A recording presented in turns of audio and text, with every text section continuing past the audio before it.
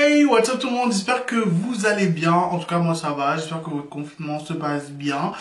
Je vous avais demandé de me poser des questions sur Instagram, d'ailleurs si vous ne me suivez pas sur Instagram, voilà je vous le mets juste là histoire de. Donc du coup voilà, je vous avais demandé de me poser des questions sur Instagram et aujourd'hui j'ai décidé de vous y répondre dans une vidéo.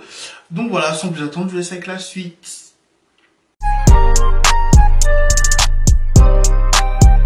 Alors, première question, comment t'es venue l'idée de commencer YouTube? J'ai voulu commencer YouTube en fait parce que j'ai commencé à regarder des vidéos sur YouTube. En fait, je me suis dit, ouais, en fait, j'ai envie de faire ça.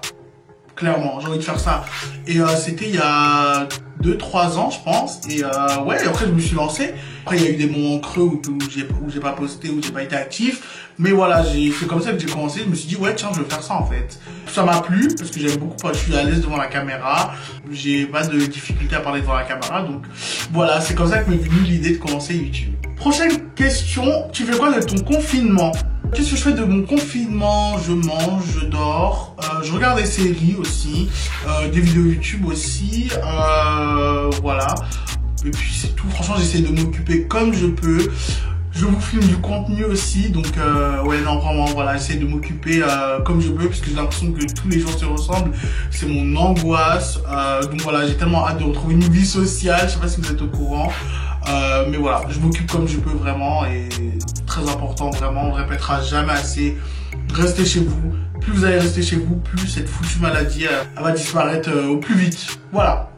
Prochaine question, t'as quel âge? Bisous de la Réunion. Alors pour ceux qui ne savent pas, j'ai 22 ans, bientôt 23. D'ailleurs c'est mon anniversaire demain, donc voilà quoi. J'ai 23 ans demain, ma phobie, je me sens archi vieux et en même temps je me sens archi jeune. C'est la crise de la vingtaine je pense. Prochaine question, ton son du moment. J'ai pas forcément de son du moment, j'ai plus un artiste du moment je pense que c'est Doja Cat, j'aime beaucoup Doja Cat en ce moment. C'est l'artiste que j'écoute le plus en ce moment je pense. Et après vu que j'ai pas grand chose à faire de mes journées, donc j'écoute beaucoup de musique. Et puis je suis très varié niveau musique, donc voilà ça dépend. Je peux écouter du rap français, après je peux passer sur de la pop américaine. Voilà, non vraiment je suis vraiment varié niveau musique. C'est important d'avoir plusieurs goûts musicaux. Prochaine question, depuis quand t'as commencé à traîner avec Edouard Sade et Antonin? Alors il faut savoir, enfin j'aime pas trop le mot traîner, mais bon. Voilà. Alors il faut savoir que Antonin, on s'est rencontrés via une amie en commun, Gloomy Sarah, je pense que vous la connaissez. Donc voilà, et le contact il est directement passé avec Antonin, enfin on s'est tout de suite apprécié. Et puis Antonin c'est vraiment quelqu'un que j'apprécie beaucoup, il est très gentil, bienveillant, voilà, très bon délire. Voilà, et puis Antonin c'est ma puce, enfin, on a fait des voyages ensemble, comme j'ai dit, il est bienveillant, voilà, bon délire, il n'y a rien à dire. Donc voilà, Antonin c'est ma grosse puce, et Antonin si tu vas se faire là, je te fais des gros bisous. Et pour Edouard, pareil en fait, avec Thiago on est rencontrés en contact et voilà on s'est vu à 3, on s'est fait un petit café et puis voilà le courant est tout de suite passé et Edouard vraiment je le compte vraiment. Je pense que c'est l'une de mes meilleures rencontres de ces 2 dernières années. Voilà Edouard compte beaucoup pour moi, je l'apprécie trop, c'est trop ma puce, on rigole tout le temps. Franchement je l'aime beaucoup et c'est un de mes amis les plus proches je dirais aujourd'hui. Voilà j'espère que ça va durer. Et Edouard, si tu passes par là, je te fais de gros bisous. Prochaine question, as-tu des regrets par rapport à ton aventure YouTube? Il faut savoir que non, j'ai pas forcément de regrets, non. Si je l'ai fait, c'était pour une raison. Et il faut pas regretter ce qu'on fait. Voilà, à part si c'est vraiment grave ou si ça atteint autrui, si ça fait du mal à quelqu'un, c'est sûr qu'il faut avoir des regrets par rapport à ce qu'on fait. Mais par rapport à mon aventure YouTube, non, j'ai vraiment pas de regrets.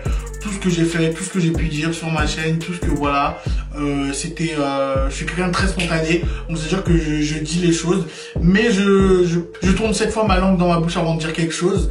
Voilà, j'ai pas de regrets par rapport à ce que je dis ou par rapport à ce que je fais dans mes vidéos. Je suis nature peinture, donc voilà, c'est-à-dire que je suis pareil dans la vraie vie et à l'écran, donc voilà. Prochaine question, et là c'est en anglais. Would you rather live alone in an enormous countryside palace or work hard and live in the city around your friends? Alors pour ceux qui n'ont pas compris, la personne me demande si je préfère vivre dans une énorme maison de campagne ou travailler dur et vivre dans la ville à côté de mes amis. Et je vais lui répondre en anglais si jamais la personne regarde ma vidéo. I would say I'd rather live in the city, work hard and live around my friends. That's it. Yeah, I'd rather live around my friends because friends are so important in life. Question suivante. Celebrity crush. Celebrity crush. J'ai pas, franchement, c'est chaud, hein, mais j'ai pas de celebrity crush. Enfin, j'en avais avant. Avant, je trouvais, je sais pas si vous connaissez le chanteur Maluma. J'avais un gros crush sur lui. Franchement, je le trouvais archi beau. Mais non, franchement, j'ai pas de celebrity crush. Non, j'en ai vraiment pas. Enfin, là, j'essaie de penser. Non, vraiment. J'ai pas de celebrity crush. 2000 years later. Allez, on va dire quelqu'un comme ça. Karim Benzema. Karim Benzema, je le trouve très beau. Prochaine question.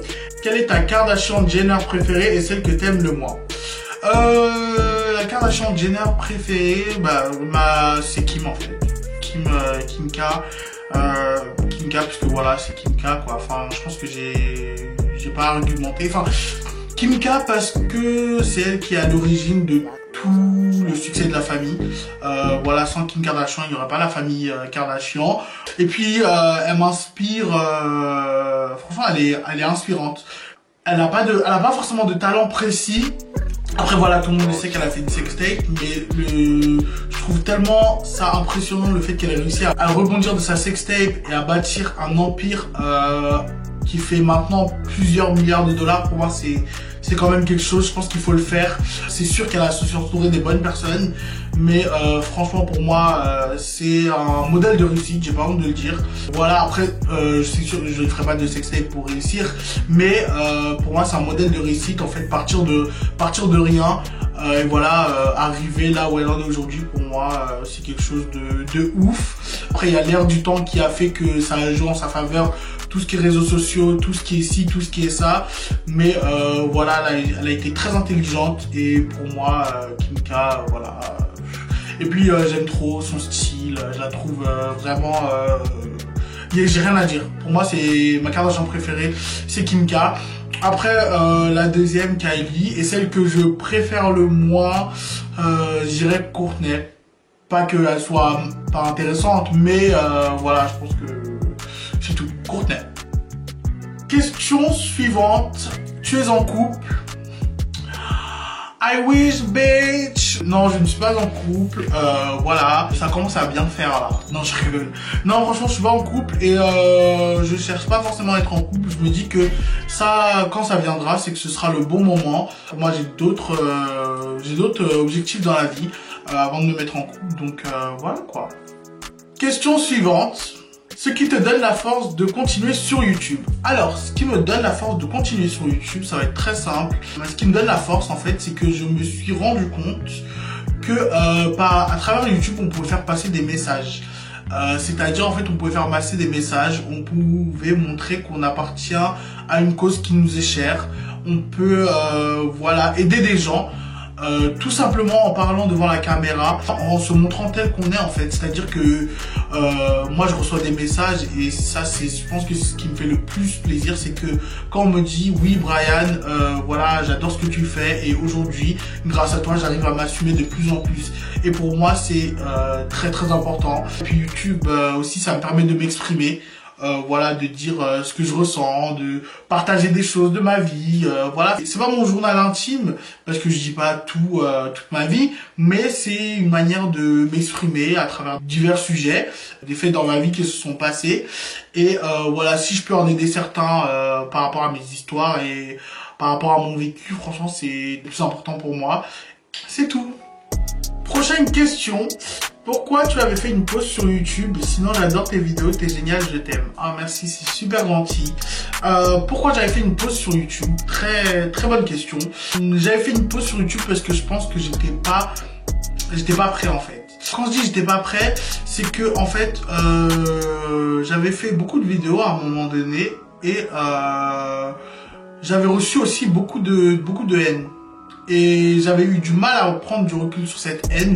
Je me disais ouais, les gens sont toxiques, les gens ne m'aiment pas, je me suis posé beaucoup de questions. Je me suis dit en fait non, je suis pas encore prêt, et puis j'avais pas forcément vraiment une énorme motivation à faire des vidéos, je vais pas vous mentir. En fait, j'avais plus besoin de gérer mes trucs, j'avais plus besoin de gérer mes à côté plutôt que de faire des vidéos YouTube.